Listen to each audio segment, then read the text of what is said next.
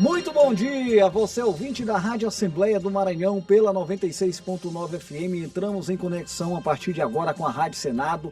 Bom dia a todos os telespectadores da TV Assembleia, canal digital 9.2 e aos nossos internautas ligadinhos com a gente através das plataformas digitais. São exatamente 9 horas, hein? 9 horas em ponto, é o Ronald II entrando ao vivo, direto do Complexo de Comunicação da Assembleia Legislativa, com a cobertura completa das atividades na Casa do Povo do Maranhão. Hoje é terça-feira, não é isso?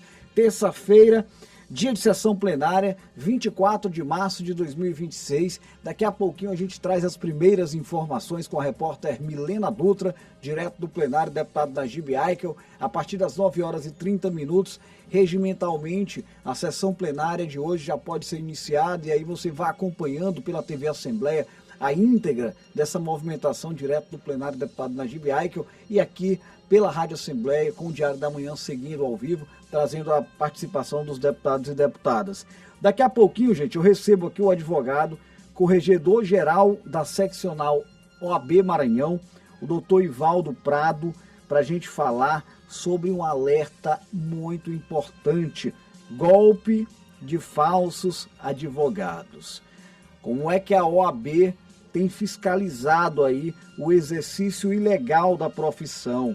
Trago até um spoiler aqui a respeito da temática desta entrevista, né? De acordo com a OAB, o golpe do falso advogado tem registrado aumento em todo o Brasil.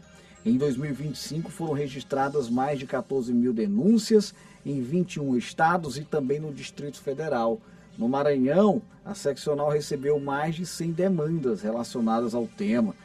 E aí, em respeito à honrosa profissão dos advogados, nós vamos trazer esse assunto aqui no Diário da Manhã. Você está convidado a ficar ligadinho com a gente, tá bom?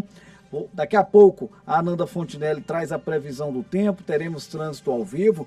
Vamos falar sobre o período inicial de entrega das declarações do imposto de renda, a Receita Federal já recebendo aí desde ontem. Eu tive informações agora há pouco que mais de 1 milhão de declarações já foram entregues em todo o Brasil. E olha só, 24 horas, viu? Então, tem gente aí que está fazendo correto, né? Não está deixando para a última hora. Vamos trazer detalhes sobre a segurança nas praias da nossa região metropolitana de São Luís e muito mais. Mais uma vez, seja bem-vindo. Mais uma vez, um ótimo dia desde já. Fiquem com a gente, tem muita informação aqui no Diário da Manhã ao longo dessa terça-feira, que vai ser uma terça-feira de muito trabalho no Palácio Manuel Beckmann, sede do Legislativo Maranhense. Olha, por falar em trabalho, eu vou falar com a Milena Dutra, viu? A Milena está trabalhando firme e forte ali pelo plenário da Assembleia Legislativa, já na expectativa para a sessão de hoje. Hoje, primeira da semana, não é, Milena? Bom dia! Olá, muito bom dia, Ronald. Bom dia a todos que ouvem o Diário da Manhã pela Rádio Assembleia, assistem pela TV Assembleia ou estão nas redes sociais acompanhando a nossa programação. Estamos aqui no plenário Najib Aikel, ponto central de debate, de encontros dos deputados estaduais para a primeira sessão ordinária desta semana. Lembrando sempre que elas acontecem de terça a quinta-feira. Movimentação tranquila, por enquanto só os servidores da casa. Daqui a pouquinho os deputados chegam ao plenário, já estão em seus gabinetes para mais um dia de trabalho, mais uma semana de trabalhos importantes aqui no plenário Najib Aikel. Hoje, terça-feira, início das sessões, também acontece a reunião à tarde da CCJ. Mais uma pauta será discutida, debatida para que os projetos voltem, as matérias voltem ao plenário e sejam apreciadas aqui pelos deputados estaduais. É um trabalho super importante da CCJ. A gente segue acompanhando tudo. 1h da tarde na TV Assembleia, a gente traz os destaques e os resumos das discussões na tribuna, dos debates, dos pronunciamentos e também das matérias que foram aprovadas em plenário hoje, terça-feira, 23 de março. Eu convido você a nos assistir, a nos acompanhar em tempo real pelos nossos canais de comunicação. Para todos, um ótimo dia. Volto contigo, Ronald. Muito obrigado, viu, Milena? Obrigado pelas informações. Aí vai ser desse jeito. Durante a manhã de hoje, vamos sempre trazendo todos os detalhes, as movimentações no plenário do Poder Legislativo Maranhense. A partir das 9h30, a gente encerra a transmissão com a TV Assembleia, porque a íntegra de toda essa movimentação passa a ser transmitida ao vivo pelo canal 9.2. O diário vai permanecer a partir das 9h30 pela 96.9 FM. Bora começar amanhã também bem informados a respeito das expectativas para o clima. Quem tem a previsão do tempo hoje é ela, nossa amiga Ananda Fontinelli, a quem eu dou um ótimo dia.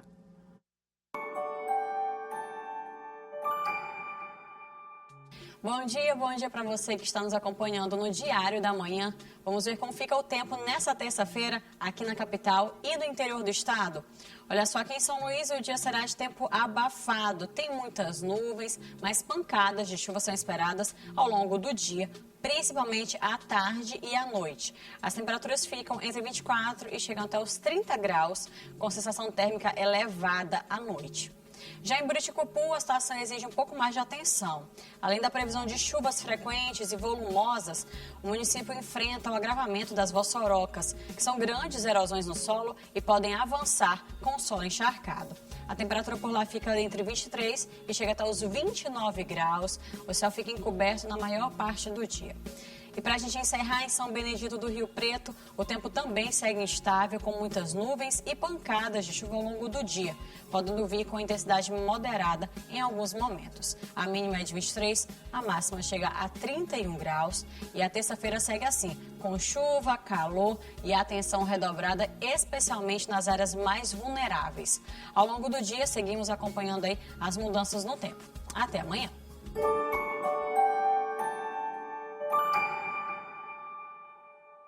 Valeu, Ananda. Obrigado pelas informações. 13h, Ananda Fontinelli de volta, já no Assembleia em Foco, primeira edição. Estarei também na apresentação do telejornal. Aí vai ter mais previsão do tempo e às 20h tem previsão também na Assembleia em Foco da 96.9 FM. Vamos abrir agora o nosso quadro de entrevista desta terça-feira. Entrevista. São 9h07. Seguimos ao vivo, direto do Complexo de Comunicação da Assembleia Legislativa. E conforme eu anunciei logo no início do programa, na famosa escalada jornalística, nós estamos tendo a satisfação aqui de receber o doutor Ivaldo Prado, que é advogado, é corregedor-geral da Seccional Maranhão, da Ordem dos Advogados do Brasil, e para a gente tratar sobre um assunto que é de muita importância, né? A questão dos golpes, dos falsos advogados. Muito bom dia, doutor Ivaldo, mais uma vez obrigado por estar aqui com a gente, obrigado pela atenção com o nosso público, seja muito bem-vindo ao Complexo de Comunicação da Assembleia Legislativa.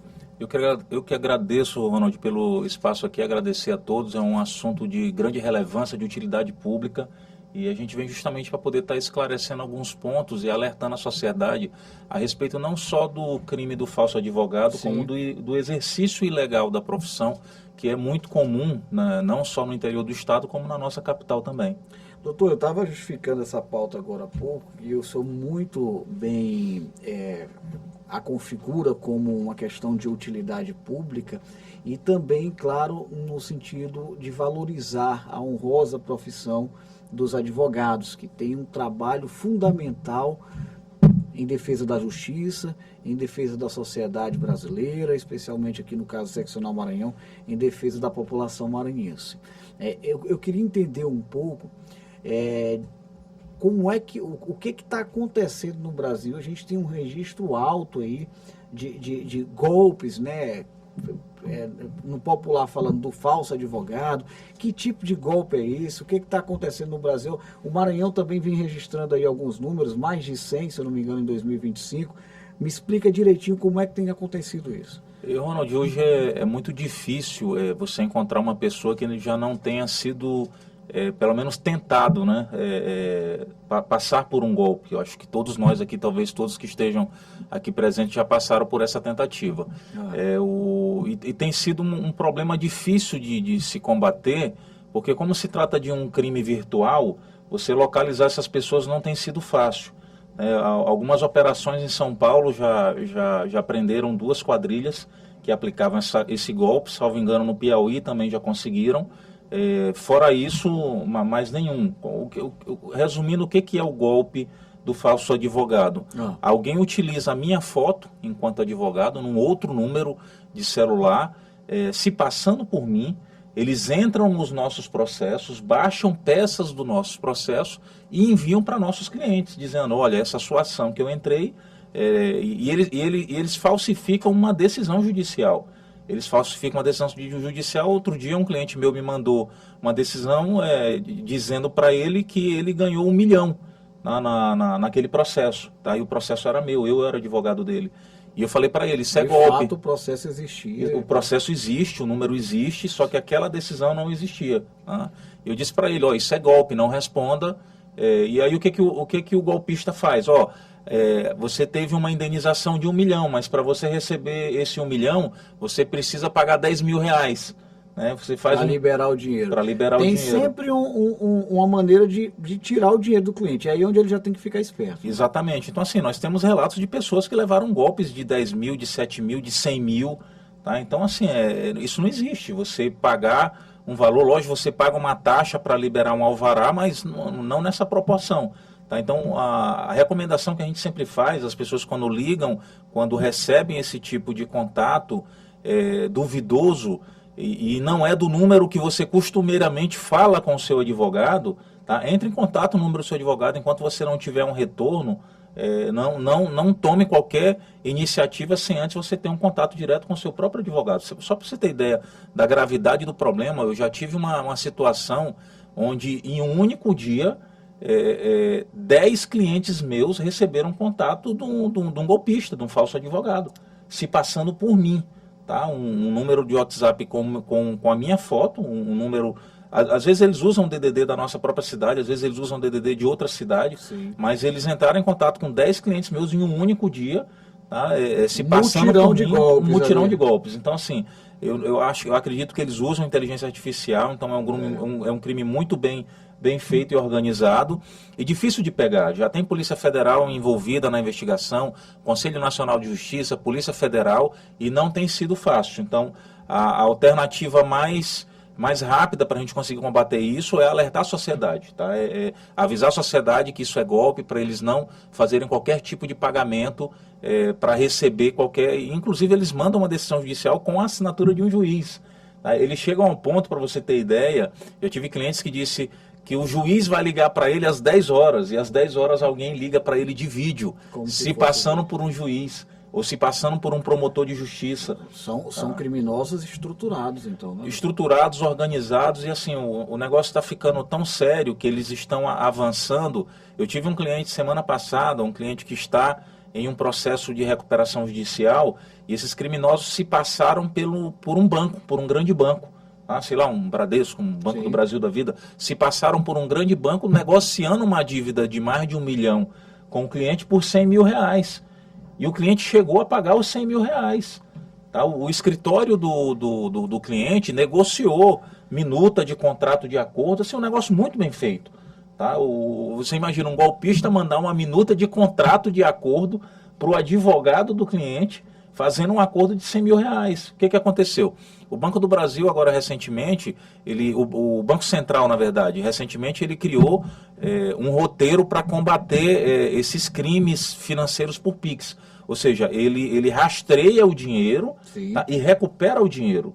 E assim foi feito. O cliente pagou 100 mil reais, nós abrimos a denúncia no Banco Central, e o Banco Central rastreou o dinheiro e conseguiu recuperar o dinheiro. Eles não tinham sacado o dinheiro ainda. Esse já é um avanço que precisa ser considerado, né? Exato. Então o Banco Central tem essa nova regulamentação agora. Eles têm um roteiro dentro do site do Banco Central que ensina como combater esse tipo de golpe. Então eles buscam o caminho do dinheiro e conseguem recuperar o dinheiro de pessoas que foram vítimas de golpe. O senhor toca num ponto interessante, né?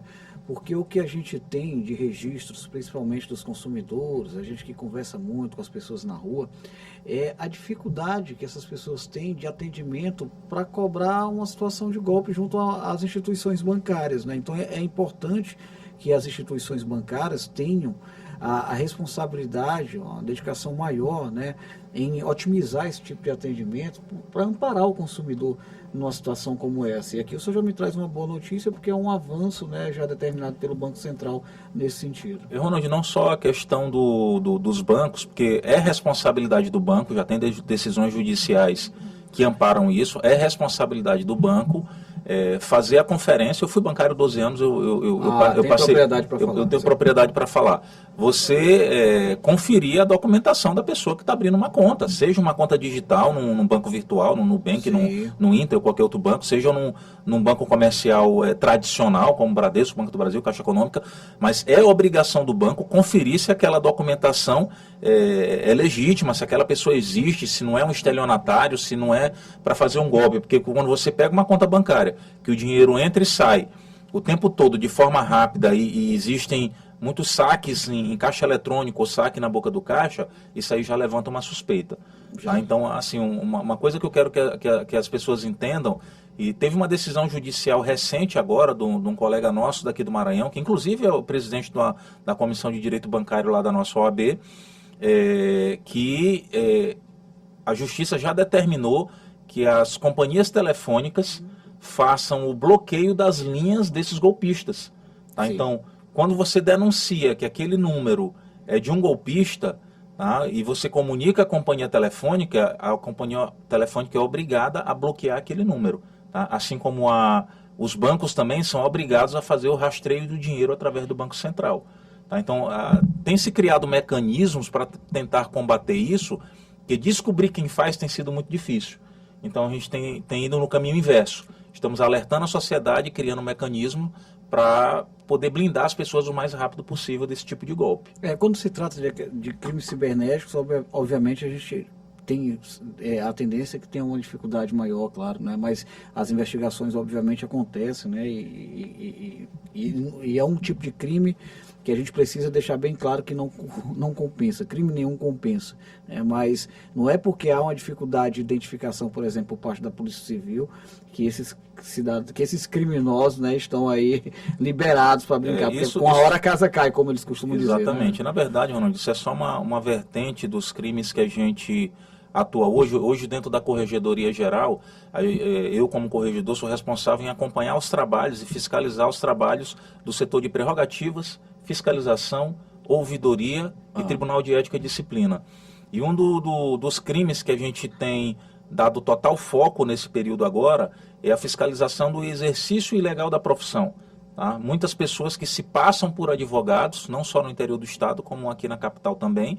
Para você ter ideia, umas duas semanas a gente fez uma operação em Santa Rita. Aí pegamos três escritórios estruturados, com pessoas atendendo, com placa, com tudo, de pessoas que se passavam por advogado. Tá? E nós demos o flagrante, sempre acompanhado da Polícia Militar, levamos para a delegacia para fazer o flagrante. Qual é a pena, doutor, para esse tipo de situação? O exercício ilegal da profissão, salvo engano, ela está prevista ali no artigo 48 da lei, e ele dá pena aí de 2 a 3 anos. Tá? Então, mas o que acontece? A maioria das vezes são bacharéis em direito se passando por advogados. Estão querendo antecipar o processo. E o que acontece? Isso para quem faz isso, por exemplo, esse caso de Santa Rita, não foi Santa Inês, foi em Santa Rita. Santa Rita, a pessoa que estava se passando por advogado era uma bacharel em direito. O que acontece? No dia que ela passar na OAB, que ela for tentar da entrada no registro dela na OAB, ela não vai passar, tá? Porque ela não vai ter idoneidade moral para tirar o registro, tá? Porque essas pessoas que fazem o exercício legal da profissão, elas entram numa lista negra dentro da OAB. E no dia que elas passarem na prova da ordem e forem tentar fazer o registro dentro da ordem, não vai passar, o pedido do registro não será deferido. Tá? E nós já temos alguns casos práticos aqui no Maranhão de que aconteceu, de pessoas que foram presas, estão respondendo ainda pelo crime de exercício ilegal da profissão, passaram no exame da ordem, mas quando tentaram se registrar na OAB, tiveram registro indeferido justamente por isso, porque em algum momento elas praticaram o exercício da profissão de forma ilegal. Tá? A advocacia ela é a única profissão que tem previsão legal na Constituição, né? O advogado é indispensável na administração da justiça e inviolável, tá, no exercício da sua função por seus atos e manifestações, nos limites da lei, lógico. Então, o advogado ele tem que entender isso. Prerrogativas, o que a gente precisa entender é que prerrogativas não é um privilégio. Prerrogativas são previsões legais, tá, que protegem o advogado para proteger a sociedade. Sem advogado não há justiça. É o advogado que dá entrada nos processos, é o advogado que faz requerimento, seja judicial ou administrativo. É privativo do advogado da assessoria e consultoria, porque alguns, quando a gente dá o flagrante e a pessoa é bacharel, não, porque meu professor falou na faculdade que a gente pode dar consultoria. Isso não existe. Quem dá consultoria jurídica, quem dá assessoria jurídica, quem dá orientação, aconselhamento jurídico é advogado com OAB. Tá? Até mesmo se não tiver OAB, não é advogado, é bacharel. Claro. Tá? Então, só quem pode dar, privativo do advogado, assessoria, consultoria, orientação jurídica. Só advogado pode fazer isso. Qualquer outra pessoa que faça isso de forma formalmente no escritório ou administrativamente, está no exercício ilegal da profissão e pode responder criminalmente. E como é que é a OAB Seccional Maranhão? O senhor já me adiantou que existem as fiscalizações, né? Obviamente em loco, houve uma identificação no interior do estado, agora o senhor acaba de mencionar, mas no contexto geral aqui, como é que vocês têm intensificado esse trabalho de fiscalização? A sociedade também, ela pode fazer denúncias, né, em possíveis casos como esse de nós temos um canal de denúncia no site da OAB. Você pode entrar no site da OAB e fazer a sua denúncia. O sigilo da fonte ele é preservado, tá? Ninguém nunca fica sabendo. A denúncia não pode ser anônima, tá? Isso é uma questão legal. Tá? Ao mesmo tempo, quem denunciou tem a sua identidade preservada, sigilosa, assim como você faz uma denúncia no Ministério Público Federal, no GAECO, a identidade de quem faz a denúncia, do denunciante, ela é preservada. Então você não precisa se preocupar que não vai ser revelado quem foi que fez a denúncia. E você pode fazer a denúncia direto no site da OAB caso você conheça alguém que esteja exercendo a advocacia ilegalmente. Nós temos uma comissão de fiscalização, que hoje é presidida pelo nosso colega Jonatas, já há alguns anos, há uns 4 anos, que faz um trabalho excepcional. Nessa comissão, só para você ter ideia, são colegas advogados voluntários. Tá? Ninguém recebe para fazer esse trabalho. Eu, enquanto diretor, corregedor, não recebo um centavo para fazer esse trabalho. Certo. Nosso trabalho, da diretoria, do presidente, Caio, de toda a diretoria, nós somos voluntários na OAB. E essa comissão são colegas que se inscrevem na comissão de fiscalização para atuar enquanto fiscais do exercício da profissão. Tá? Não só no exercício legal da profissão, mas como do Estatuto da Advocacia. Às vezes colegas advogados que estão infringindo o Estatuto da Advocacia, fazendo uma propaganda irregular, uma publicidade irregular, e a gente vai, conversa, adverte e toma providências. Mas essa comissão, nós temos nos organizado, estamos tentando fazer uma agenda que, para pelo menos uma vez na semana, nós vamos fazer algumas diligências, seja na capital. Semana passada nós fizemos uma diligência na capital de uma pessoa que se passa por advogado criminalista, e nós fizemos essa diligência, fizemos o flagrante, levamos para a delegacia da região aqui dentro de São Luís, e essa comissão ela faz viagens para o interior. Tá? Cada subseção, hoje nós somos 19 subseções no interior do estado, tem Santo Inês, Balsas, Bacabal, Imperatriz, Caxias, Pinheiro, Codó, Timon, dentre várias outras. Cada subseção dessa tem um presidente de subseção e cada subseção tem a sua própria comissão de fiscalização. E essa comissão, elas são direcionadas pela comissão da seccional, que é aqui em São Luís. Tá? Então nós, de forma conjunta, organizada e planejada, sempre em parceria com a Polícia Militar e com a Polícia Civil, fazemos essas operações pontuais, tanto na capital como no interior do estado. E essas operações tendem a se intensificar nos próximos meses. A partir de abril nós já estamos montando com o presidente da comissão, o Dr. Jonatas, uma agenda para que toda semana, no mínimo, nós façamos 2 operações, seja em São Luís ou seja no interior do estado. Interessante, doutor. Eu estou percebendo aqui que essa prática, né, dos falsos advogados normalmente ocorre com os bacharéis em direito, né, normalmente. Mas, por exemplo, na medicina, a gente já viu casos de pessoas que não passaram sequer um dia pelo banco da universidade e exercendo de maneira ilegal a profissão de médicos. Isso também é registrado no âmbito da advocacia? Nem sempre são bacharéis. Às vezes você pega uma pessoa que... Por exemplo, a gente tem um caso aqui, não vou citar fatos reais, para não assustar, até mesmo que as operações estão ocorrendo. Claro. Mas a gente tem um caso de uma pessoa num determinado município, que ele é formado em História, fez uma pós-graduação em Direito Previdenciário, nem bacharel em Direito ele é. Aí atua dando consultoria previdenciária em processos administrativos, de licença maternidade, de aposentadoria, dentre outras. E essa pessoa já foi presa e responde processo por exercício ilegal da profissão. Tá? Na questão da medicina, da odontologia, eu atuo em outros conselhos também, já fui presidente do Conselho Regional de Administração, hoje estou como superintendente no Conselho de Odontologia, e no Conselho em Odontologia é muito comum você pegar ali os práticos, né? Pessoas que não têm formação nenhuma, tá? Mas arrancam dente, né? Principalmente fazer extração de dentes, né? E não vão muito longe, tem aqui no Maiobão, tem, na cidade operária tem, em vários locais tem, mas no interior é mais comum porque às vezes a fiscalização demora mais para chegar no interior. É muito grande. Então no interior é mais comum. Mas a nossa fiscalização da OAB, a gente tem intensificado porque, por exemplo, em Santa Rita já surtiu um bom efeito.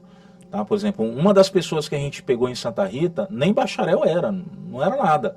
Tá? Ela se passava por advogada e ela junta a prestação de serviços de advocacia previdenciária administrativa junto com o empréstimo consignado. Tá? O que para o próprio advogado já é errado. Tá? Então ela junta umas duas atividades. E outra coisa, a pessoa ela não só incorre no crime de exercício ilegal da profissão, como do estelionato também. Isso não deixa de ser estelionato, você se passar por advogado e às vezes aplicar golpes em determinadas pessoas. Que, por exemplo, essa bacharel em direito que estava se passando por advogada prestando serviços previdenciários no direito previdenciário, ela cobrava 50% do benefício oferido pelo segurado. Sim. Tá? Então, e às vezes o segurado não recebia era nada. Então, ou seja, eles dão golpe nas pessoas. São golpistas. Aí, são golpistas. Então, aí já vem o estelionato. Então, a OAB, a forma da gente combater isso, a OAB combate isso não só em defesa da sociedade, mas em defesa dos próprios colegas advogados regularmente inscritos, que pagam as suas anuidades, que estão sofrendo concorrência no mercado de pessoas que nem são advogados. Então, essa é nossa obrigação enquanto ordem, enquanto OAB, sendo que a função legal, né, dos conselhos profissionais é fiscalização e registro.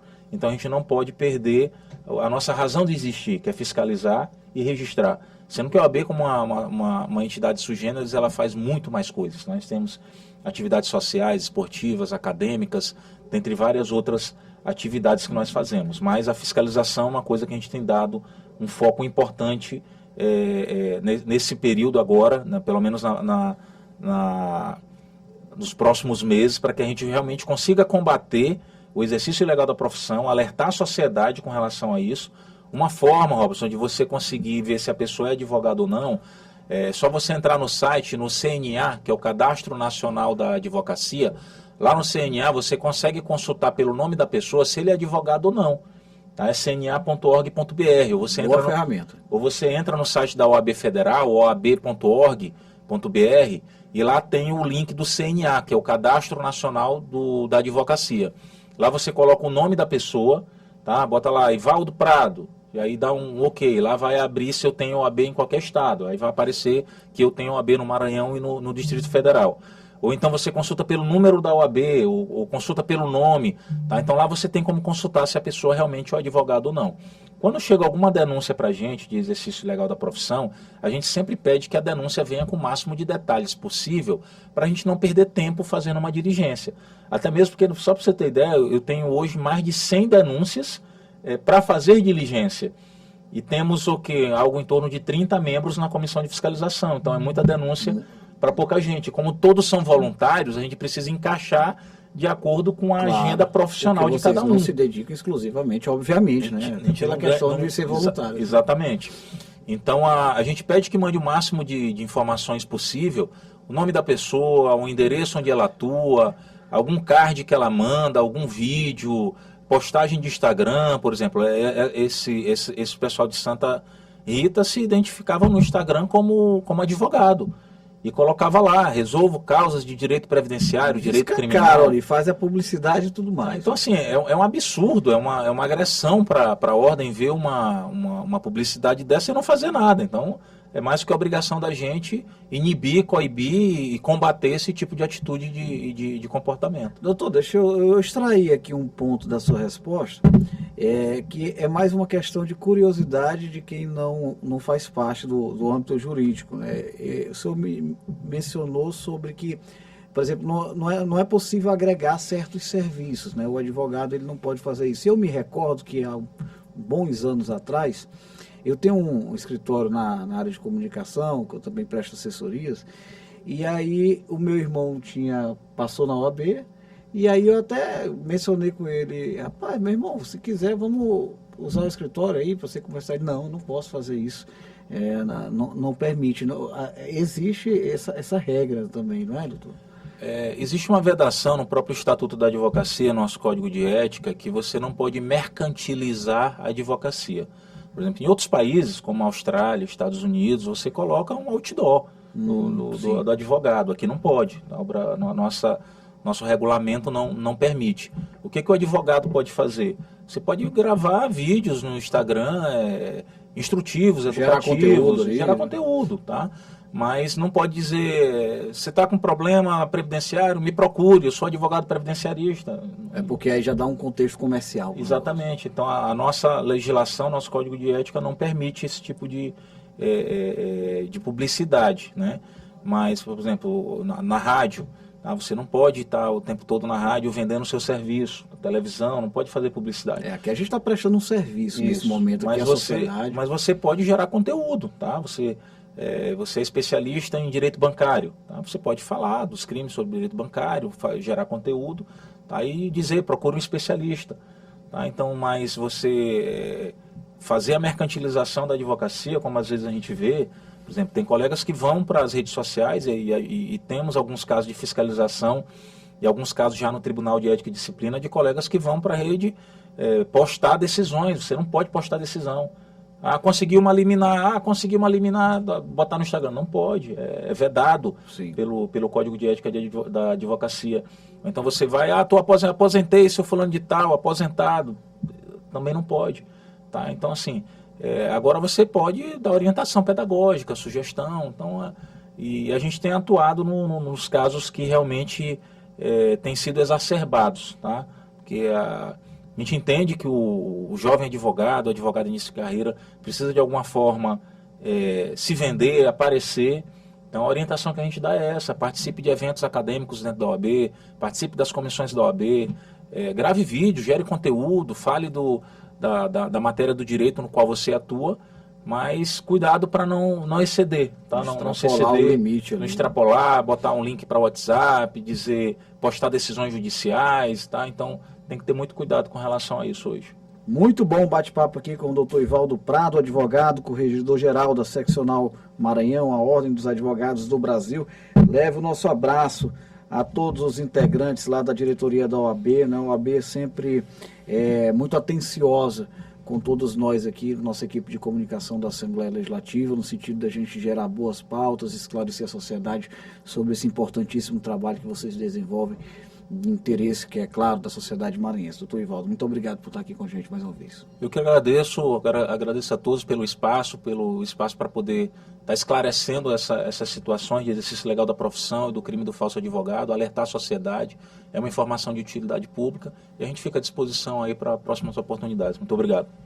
9h33, vou encerrar, gente, simultaneamente com a TV Assembleia, e a gente vai seguir no Diário da Manhã apenas pela 96.9 FM e pelas plataformas digitais. Na TV Assembleia você acompanha a qualquer momento o início da sessão plenária desta terça-feira na Casa do Povo do Maranhão. Obrigado pelo carinho de todos. A entrevista aqui com o Dr. Ivaldo vai ficar disponível por meio do nosso site al.ma.leg.br.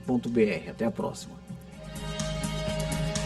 Olha, são 9h34, eu vou fazer um rápido intervalo, já eu volto aqui pela 96.